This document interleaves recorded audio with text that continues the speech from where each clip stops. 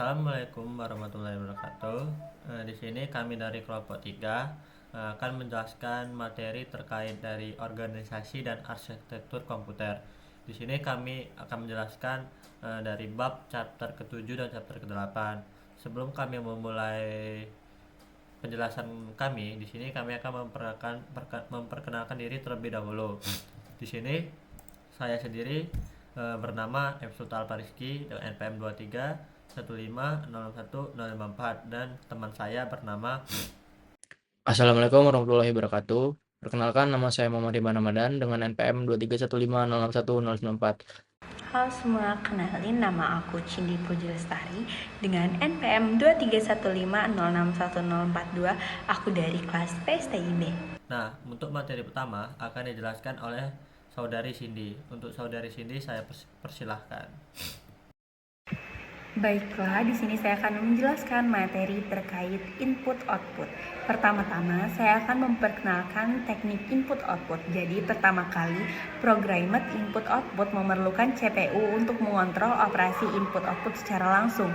Lalu, interrupt-driven input-output menggunakan interrupt untuk mempercepat proses input-output dan diakhiri Direct Memory Access (DMA) menggunakan kontrol DMA untuk mengurangi beban CPU. Selanjutnya yaitu perintah dan instruksi dari input-output.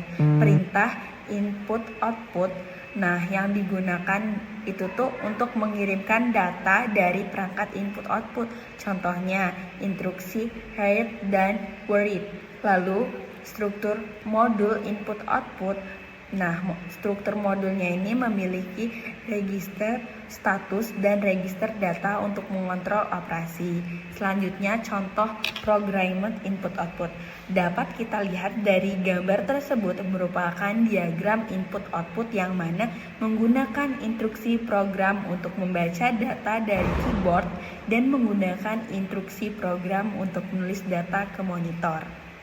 Nah, selanjutnya saya akan menjelaskan terkait materi dari interrupted driven input dan output. Jadi di interrupt driven input dan output, kita itu dia itu menggunakan interrupt itu untuk mempercepat proses dari input dan output. Lalu modul input dan output ini akan mengirimkan sinyal interrupt ke CPU ketika perangkat siap. Lalu CPU ini akan berhenti dari tugasnya dan memproses permintaan input dan output. Jadi begitu untuk cara kerja dari interrupt. Nah, jadi interrupt itu sendiri berfungsi untuk mempercepat proses input dan output. Jadi maksudnya ketika kita ingin langsung memulai input dan output, maka sinyal input output itu akan mengirim sinyal ke interrupt dan ke CPU ketika perangkat sudah siap. Maka disitulah input dan outputnya akan langsung berfungsi. Dapat kita lihat dari gambar tersebut. Nah, dapat kita lihat kan di pertama itu ada layar instruksi. Nah, ketika laksanakan instruksi ini dari input output, maka akan ada permintaan interupsi. Jika permintaannya itu benar, maka akan ada penghalang yang menghalangi dan menuju instruksi selanjutnya. Atau jika tidak, maka dia akan langsung ke instruksi selanjutnya. Nah, ketika ada penghalang terpasang ini tidak terjadi, maka instruksi layanan input dan output ini akan langsung berjalan. Itu untuk interrupt driven input dan output. Lalu selanjutnya saya akan menjelaskan tentang design issue. Jadi design issue ini adalah masalah desain yang terjadi dalam input dan output. Jadi untuk masalah desainnya itu perancangan modul input output yang efektif untuk mengurangi beban CPU. Lalu penggunaan vektor dan non vektor interrupt. Nah, untuk gambar ini sendiri itu adalah ilustrasi dari desain dari input dan output. Itulah penjelasan materi dari saya. Selanjutnya akan dijelaskan oleh saudara Hiban. 01094. Pada video ini saya akan menjelaskan apa itu DMA yang atau bisa disingkat yaitu Direct Memory Access. Itu adalah sebuah fitur dalam sistem komputer yang memungkinkan perangkat keras seperti kartu jaringan atau disk drive untuk mengakses memori utama atau yang biasa kita sebut dengan RAM secara langsung tanpa intervensi dari CPU. Jadi CPU itu nggak punya akses untuk mengintervensi si DMA ini karena dia sesuai dengan namanya yaitu direct atau langsung. Jadi memungkinkan untuk transfer data yang lebih cepat antara perangkat dan memori karena CPU tidak perlu terlibat dalam setiap langkah transfer data, sehingga mengurangi beban kerja CPU dan meningkatkan kerja sistem. Pada umumnya tuh DMA sering digunakan dalam perangkat yang membutuhkan transfer data berkecepatan tinggi seperti kartu grafis, hard disk, hard drive, atau kartu suara. Nah, saat DMA digunakan itu CPU hanya perlu menginisiasi transfer data dan kemudian bisa menjalankan tugas lain, sementara transfer berlangsung tuh secara mandiri tanpa perlu bantuan dari si CPU-nya itu sendiri. Untuk yang berikutnya, yaitu saya akan menjelaskan kelebihan dari DMA. Ya tentunya kelebihannya itu meningkatkan efisiensi dari transfer data itu sendiri, kemudian mengurangi beban CPU karena CPU tidak perlu bekerja banyak. Namun DMA juga memiliki kekurangan, yaitu memerlukan perangkat keras tambahan, yaitu perlu kontrol DMA. Yang terakhir ini ya bisa kita lihat di sini bahwa kontrol DMA itu seperti ini. Ini salah satu contoh ya, kontrol DMA Intel 8237A. Ini nih menggunakan teknologi DMA untuk meningkatkan efisiensi transfer data dan dapat digunakan dalam berbagai aplikasi komputer. Mungkin sekian dari saya, bila ada salah kata saya mohon maaf. Terima kasih. Baiklah, di sini selanjutnya kami akan menjelaskan untuk bab chapter ke-8, yaitu sistem operasi. Nah, untuk materi pertama akan dijelaskan oleh saudari Cindy. Untuk saudari Cindy, saya persilakan untuk menjelaskan materi terkait pengenalan sistem operasi. Baiklah, di sini saya akan menjelaskan tentang pengenalan sistem operasi. Jadi, sistem operasi adalah program yang berjalan di atas hardware komputer dan mengelola sumber daya komputer.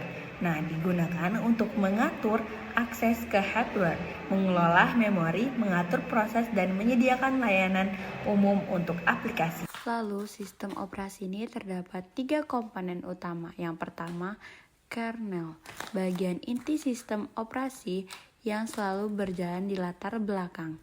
Nah, yang kedua, sistem programs. Programs yang digunakan untuk mengelola sistem operasi seperti compiler dan loader. Nah, yang ketiga, aplikasi. Program yang digunakan untuk pengguna melakukan tugas-tugas tertentu. Kita masuk ke materi dari chapter 8, yaitu sistem operasi. Jadi di sini saya akan menjelaskan materi tentang penggunaan sistem operasi. Jadi penggunaan sistem operasi itu digunakan untuk mengurangi kompleksitas pengembangan aplikasi dengan mengalihkan tugas-tugas dasar ke sistem operasi. Jadi guna sistem operasi ini yaitu mengalihkan tugas-tugas dasar itu dikerjakan di sistem operasi. Jadi mengurangi kompleksitas yang kerjakan oleh aplikasi yang dibuat oleh developer. Contohnya itu menggunakan sistem operasi untuk mengakses hardware tanpa perlu memahami detailnya. Jadi jika kita ingin menggunakan hardware, jadi hardware itu contohnya laptop. Nah, jadi ketika kita ingin menggunakan laptop dengan terinstall sistem operasi, maka kita tuh lebih mudah untuk mengaksesnya atau menggunakan hardware-nya tanpa kita tuh harus mengcoding sendiri gitu. Misalnya kita ingin membuka apa, kita coding. Nah, jadi jika ada sistem operasi, maka kita tuh langsung bisa mengaksesnya itu lebih mudah gitu. Lalu di sini ada scheduling. Jadi scheduling itu adalah digunakan untuk mengatur prioritas dalam waktu eksekusi proses-proses yang berjalan di sistem operasi. Jadi scheduling itu diatur untuk kapan masuknya prioritas proses-proses operasi yang ada di dalam sistem operasi. Nah, jadi algoritma scheduling itu ada banyak. Contohnya itu ada algoritma first come first serve. Jadi masuk first come first serve itu ketika yang duluan masuk itu yang duluan dilayani. Jadi ketika yang duluan itu udah masuk atau udah cukup waktunya, maka dia akan langsung dilayani. Terus ada round robin, yang mana round robin itu ada pembatas atau ada limit, yang mana dia itu akan ketika limit itu sudah mencukupi maka dia akan dikeluarkan. Contohnya limitnya itu atau time quantum istilahnya, maka dia akan bisa time quantumnya 2 second, maka dia akan ketika proses operasi itu sudah 2 second, maka dia akan langsung dikeluarkan. Lalu ada priority scheduling, maksudnya itu ketika prioritas schedulingnya sudah ada, maka dia akan langsung dimasukkan. itulah materi dari saya terkait separasi. Selanjutnya akan dijelaskan oleh saudara Hiban. Terima kasih. Sini saya akan menjelaskan tentang ARM Memory Management, yaitu adalah cara prosesor ARM menangani akses dan pengelolaan memori. Biasanya prosesor ARM ini terdapat pada MacBook, Mac OS, yang dimana itu merupakan Mac OS keluaran terbaru yang mulai dari seri M1 dan sampai seterusnya itu biasanya dia menggunakan arsitektur ARM, dan biasanya itu ARM itu berupa manajemen memori yang memiliki komponen kunci, yaitu yang pertama ada Memory Management Unit atau MMU. MMU itu bagian perangkat keras yang menerjemahkan alat memori virtual ke alat fisik. Dengan adanya MMU, prosesor ARM dapat mendukung beberapa fitur, yaitu layaknya di sistem operasi itu biasanya ada virtual memory, paging, protection, yang begitu gitu, atau virtual machine juga. Kemudian yang kedua itu komponen yang kedua ada translation lockaside buffer, yaitu TLB itu adalah cache yang menyimpan hasil terjemahan alamat virtual ke alamat fisik. Jadi dia berupa cache dari terjemahan alat virtual yang sebelumnya. Kemudian ada komponen ketiga ada page table. MMU itu menggunakan page table untuk menyimpan peta terjemahan dari alamat virtual ke alamat fisik. Yang keempat ada memory type and access permissions. Prosesor ARM itu memungkinkan kita untuk pengaturan tipe memori seperti normal memory atau device memory. Device memory itu ya kayak perangkat keras I/O yang memerlukan akses langsung, ya input output kan dia memerlukan akses langsung, maka dia masuknya ke device memory.